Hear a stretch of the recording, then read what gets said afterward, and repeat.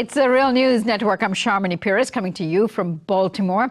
I am speaking with Michael Hudson in our studio in Baltimore about his new book, J is for Junk Economics, right here, and a guide to reality in the age of deception. Thank you again for joining me. Good to be here.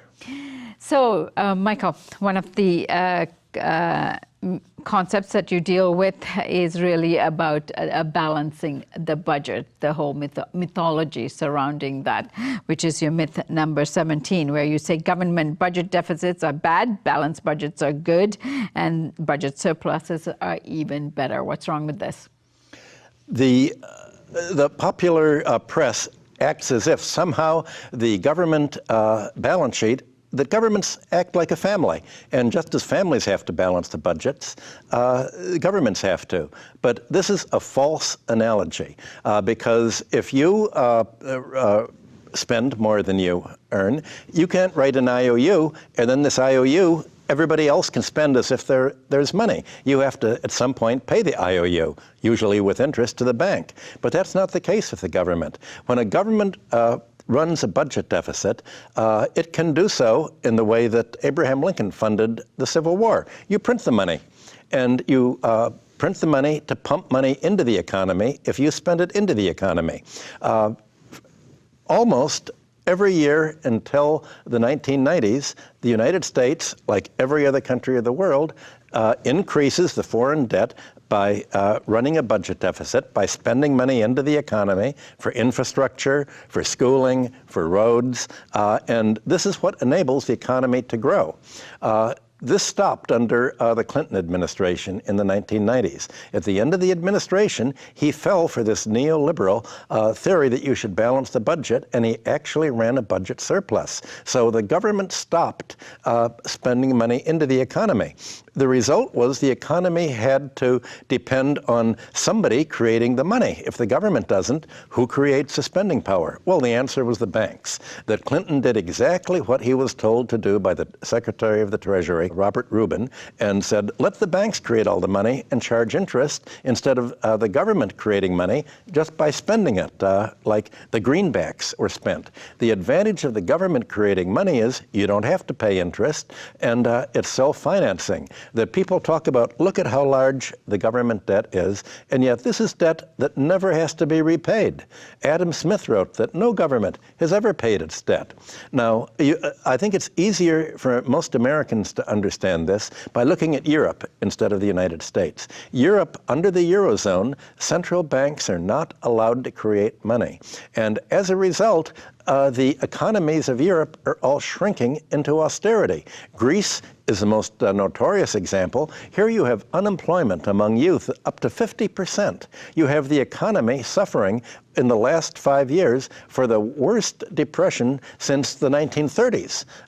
And yet the government is not able to spend the money to create public rebuilding of the economy, and the banks won't lend to it because they're trying, basically, the idea of the neoliberals who are trying to prevent the government from spending money is to say, well, if the government can't run a deficit, then it can't spend money on roads and infrastructure and schools. They'll have to privatize it. And if we can privatize the economy, then we can turn the whole public sector into a monopoly.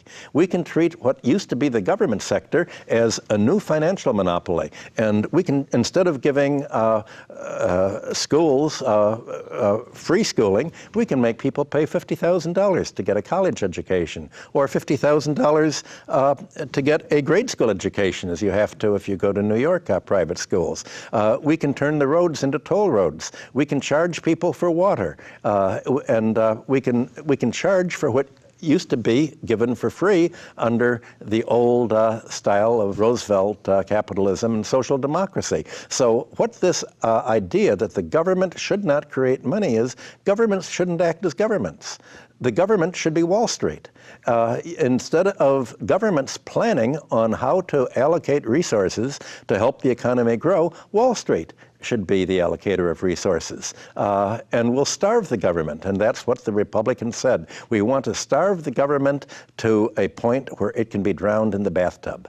And if you don't have a government, who is going to govern? Obviously, the people with the money. It will be Wall Street, it will be the corporate sector, and this claim for a balanced budget is saying, we don't want the government to fund public infrastructure. We want it to be privatized in a way that will generate profits for the owners, interest rates for the bondholders and the banks that fund it, management fees, and most of all, capital gains for the stockholders. And we will jack up the prices for public services. Well, the reason why all of the European countries, all of the United States, North American countries ran budget deficits for so many years is because they want to keep this infrastructure in the public domain. They don't want it to be privatized because the kind of things that government spends money on, roads, railroads, schools, water, are exactly the kind of things that people absolutely need, and they're the last things that you want to be privatized, because if they're privatized, instead of the government spending on it, then they can be monopolized. And all of these public spending programs are really for natural monopolies. And the whole idea of a well-run economy is to prevent a natural monopoly. Well, this was not done in Russia. And you just have to look at the disaster of Russia under the neoliberals since 1991, the huge emigration rates, the shortening lifespans, the rise in disease rates, rise in drug use. You can see how demoralizing a country is if you can just stop the government from spending money into the economy, causing austerity, lowering living standards, and really putting the class war into business. So what Trump is suggesting is putting the class war into business financially with an exclamation point. You talked about the implications of cutting government spending, and in fact, your myth number 18 deals with this. You say that cutbacks in public spending will bring the government's budget into balance, restoring stability. And you've just demonstrated through the Russian example that this is quite misleading, and in fact, it has the opposite effect. It destabilizes the population. So this policy Trump seems to endorse, the cutback in public spending. Give us some examples of how this could affect society, specific examples. Well, you used the word stability, and this is a kind of slogan to prevent thought, and that's what George Orwell said. He didn't use the word junk economics, but he said that's what doublethink is. The function is to prevent thought. Stability is very much akin to the Great Moderation. Remember how economists running up to the 2008 crisis said, this is a great moderation. And what made it moderate? Well, Alan Greenspan went before the Senate committee and gave a long talk on what is it that's made America so stable? Well, it was really the most, we now know it was the most unstable decade in a century. It was a decade of financial fraud. It was a decade where economic inequality between wealth and the rest of the economy widened. And Greenspan said, what's stable is the workers haven't gone on strike. The workers are so deeply in debt, they owe so much money that they're one paycheck away from missing an electric utility payment, and they're afraid to strike. They're afraid even to protest against living conditions. They're afraid to afraid to ask that their wages be increased to reflect the productivity. What's stable is we, the rich people, my constituency, the 5% or the 1% get all of the income and the people get nothing. That is stability, according to Alan Greenspan. So when you use words like stability or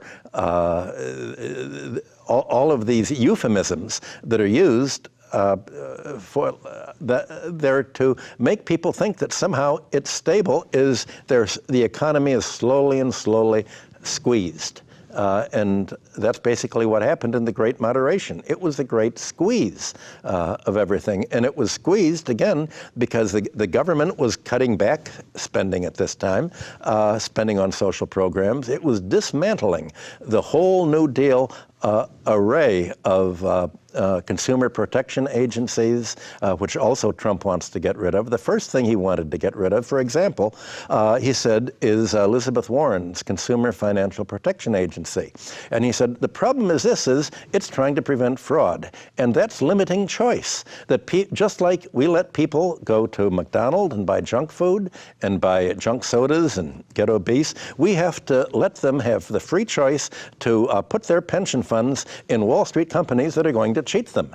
Now, these companies have had to pay tens of billions of dollars for financial fraud. And that's bad because they've had to pay it. And we want to dismantle all of the penalties against financial fraud, against cheating consumers, because that's reducing the amount of money that rich people can get. And rich people are what's driving the economy. Well, they're driving the economy by fraud. I mean, that's the kicker in all of this. So in dismantling the government spending on the Consumer Financial Protection Agency, the public news agencies, the Endowment for the Art, you're stripping the economy away and making the American economy just like what Margaret Thatcher did in England. You strip it away and make it a much less dynamic, much less lively place, and above all, a much poorer economy.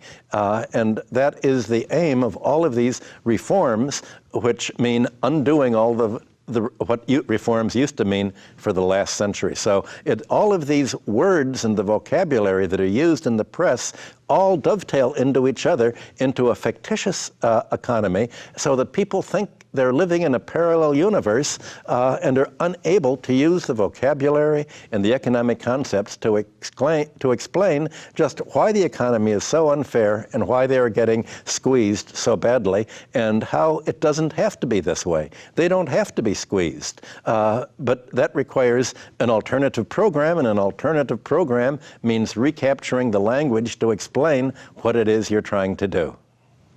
Perfect. This is a good place to stop and continue into our segment 5 with Michael Hudson. We are talking about J is for Junk Economics, a guide to reality in the age of deception. Thanks for joining us.